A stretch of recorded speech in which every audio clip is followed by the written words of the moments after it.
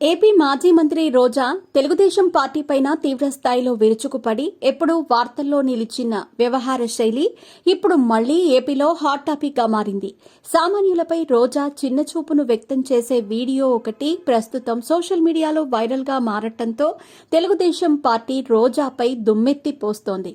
అసలు ఇంతకీ ఏం జరిగిందంటే, తమిళనాడులోని తెరెచెందూర్ సుబ్రహ్మణ్య స్వామి ఆలయంలో సోమవారం రోజు వరుణాభిషేకం జరిగింది.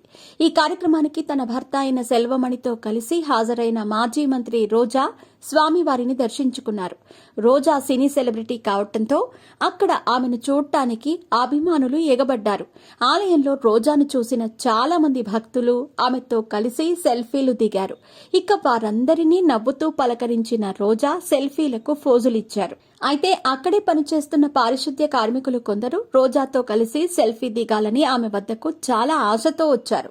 అయితే రోజా దగ్గరకు వస్తున్న పారిశుద్ధ్య కార్మికులను ఉద్దేశించి దూరంగా జరగమన్నట్టు చేతితో సైగ చేసింది. రోజా సైగలతో దగ్గరికి రాకుండా ఆగిపోయిన పారిశుద్ధ్య కార్మికులు దూరంగా నిలబడే రోజాతో సెల్ఫీలు దిగారు.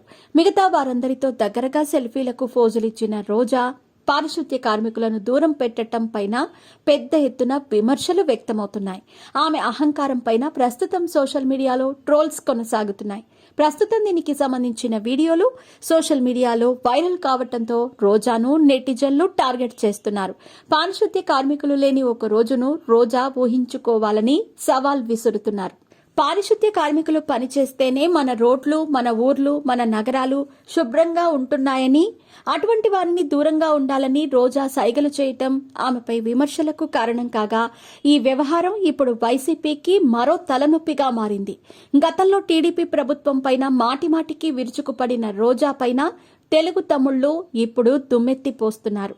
పారిశుద్ధ్య కార్మికులపై వివక్ష చూపిస్తూ అసహ్యంగా హావభావాలు పెట్టి అవమానించిన వైసీపీ నేత రోజారెడ్డిపైన తమిళ మీడియా దుమ్మెత్తిపోస్తోంది అంటూ టీడీపీ అధికారిక ఖాతాలో రోజాకు సంబంధించిన వీడియోను పోస్ట్ చేశారు.